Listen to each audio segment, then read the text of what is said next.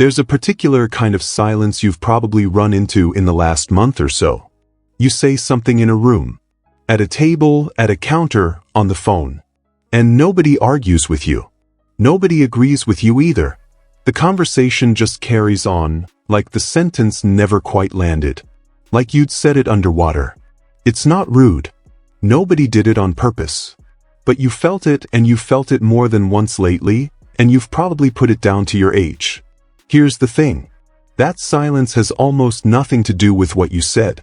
It has to do with how you say it. And that's very good news, because how is a thing you can change in an afternoon? So today, 6 sentences. Every one of them is short. Most are under 5 words. And each one replaces a longer, weaker sentence you're using right now without realizing it. 2 things before we start. Number 2 is the only one on this list that works on a stranger. A clerk, a nurse, a man behind a counter, and it works in about 10 seconds. You can test that one before dinner tonight and see for yourself. And the last one, number 6, is 2 words long. It's the one that ends the thing where people tell you they'll get back to you and then simply don't. Number 1. I'd rather you told me straight. Here's the sentence this replaces, and you've said some version of it 100 times. It's fine, don't worry about it.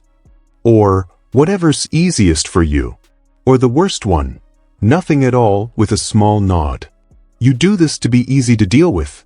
But easy to deal with and taken seriously are 2 different roads, and at some point, you must pick one. Because here's what happens when a man is always fine with everything. People stop bringing him the real version. They bring him the smooth version, the edited one. And once you're only getting the edited version of your own family's life, you're not really in it anymore, you're being managed. Wendell was 75. Every time his son asked him about anything, the house, the plans, the arrangements, Wendell said the same thing. Whatever you decide. He thought he was generous. His son later said the whole family had genuinely believed he had no opinions about anything. They'd been deciding things for him for years, and they thought that's what he wanted. So, the sentence is, I'd rather you told me straight. Use it the moment you sense you're being handled. When somebody says, don't worry about that, that's your cue. Say it calmly. And say nothing after it. No explanation, no softening. The silence after that sentence is what the work does. Quick thing before number 2. In the comments, tell me the last time you felt like a room carried on without you. Just a line. I read every one, and they're where these videos come from. Number 2. I'm sorry, I didn't catch your name. This is the stranger one. 10 seconds. And I want you to try it, not just nod at it. Here's the situation. You're at a counter, a pharmacy, a bank, a service desk. Or you're in a waiting room and somebody in a uniform is dealing with you. And you are, to them, one of about 60 people they'll handle today. Not a person. A queue position. Most men over 65 respond to that by getting either very polite or very short. Both make it worse. Polite makes you invisible faster. Shorts make you the difficult one they'll want off their hands. So instead, you ask for their name. I'm sorry, I didn't catch your name. They'll tell you. And then, this is the important half, you use it. Thanks, Diane. All right, Marcus, so what do I need to do next? Watch what happens to their face. It changes in about 2 seconds. Because you've just moved the whole thing from a transaction to 2 people talking, and now they can't treat you like a queue position, because you know their name and they know you know it. Curtis was 69 and had spent 2 years quietly dreading a certain office. He started asking names. He said the same building became a completely different place inside of a month. Nothing else changed. Not one other thing. Number 3. That doesn't work for me. 5 words. Now here's what it replaces, and this one is going to sting a little. I'd love to, but the thing is, my back's been giving me trouble and the traffic that time of day is a nightmare, and honestly by 4 o'clock I'm not much good to anybody, so... You know that sentence. You've built it 100 times. And you build it because you think the reasons are what makes a no acceptable. They're not. The reasons are what makes a no negotiable. Every reason you hand over is a door, and the other person will walk straight through it. Back giving you trouble? We'll come to see you. Traffic? Come earlier. For a clock? We'll make it 2. Now you're arguing about traffic when the actual answer was no. And here's the part that costs you. A man who explains himself at length sounds like a man asking for permission. That's what the room hears, even when it isn't true. Ellis was 71 and gave a 4-sentence explanation every time he turned something down. He noticed people had started asking him for things twice, and then a 3rd time. He assumed they weren't listening. They were listening perfectly, they just heard 4 sentences of reasons, and reasons can be solved. So, that doesn't work for me. Full stop. No reason attached to the end of it. If they push and ask why, you're allowed to say, it just doesn't. That's a complete answer. It has been your whole life. You just stopped using it somewhere around 50. Number 4. I've decided. 2 words, and this one change how your own family talks to you more than anything else on this list. Here's what it replaces. I was sort of thinking that maybe, if it works out, I might look at possibly selling the truck. What do you think? Look at that sentence. Every single part of it is an escape hatch. Sort of. Maybe. If it works out. Might. Possibly. And then, right at the end, you hand the decision to somebody else. What do you think? You do it to be polite. To include them. But what arrives on their side is a man who hasn't made up his mind and would like some help.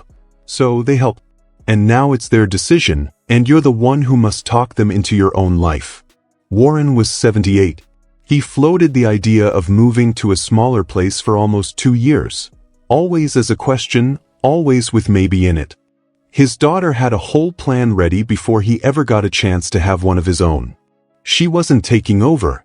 He'd been asking for input every time he opened his mouth, and she gave it.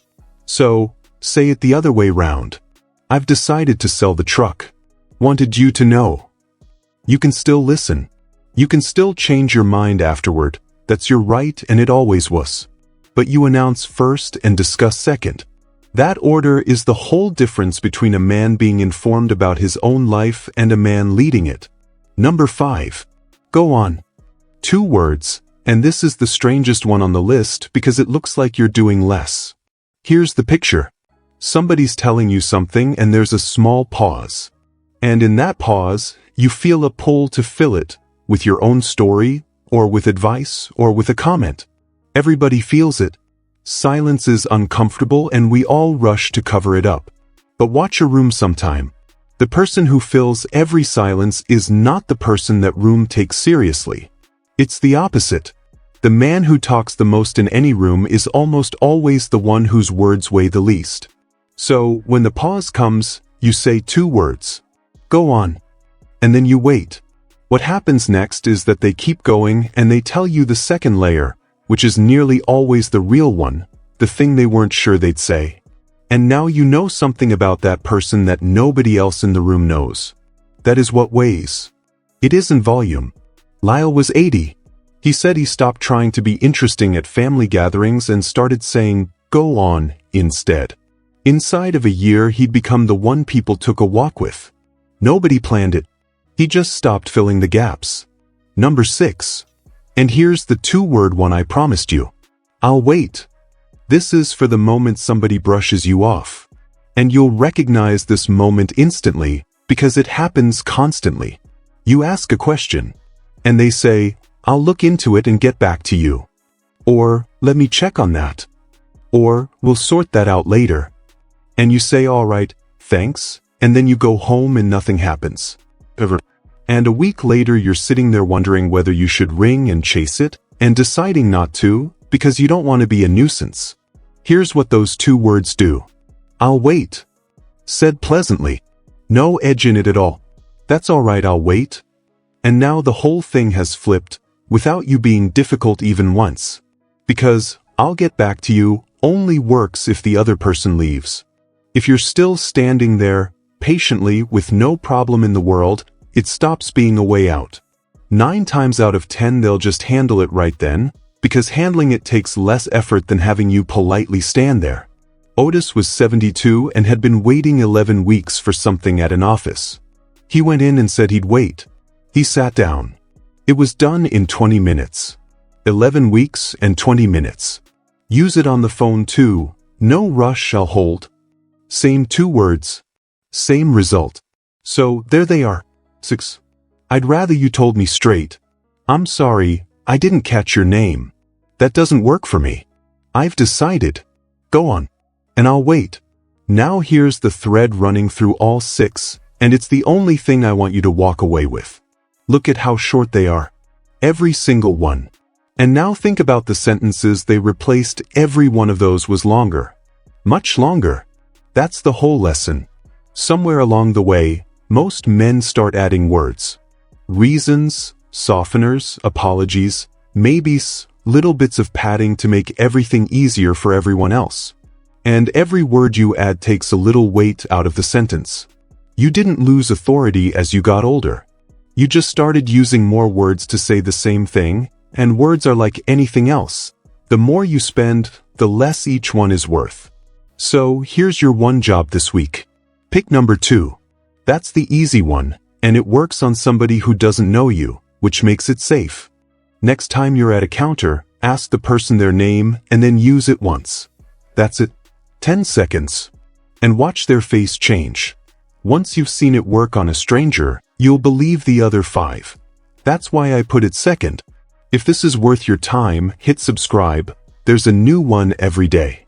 And in the next video I'm giving you 5 things you should stop apologizing for after 65. Number 3 is one you probably apologized for this week, in your own house. I'll see you there.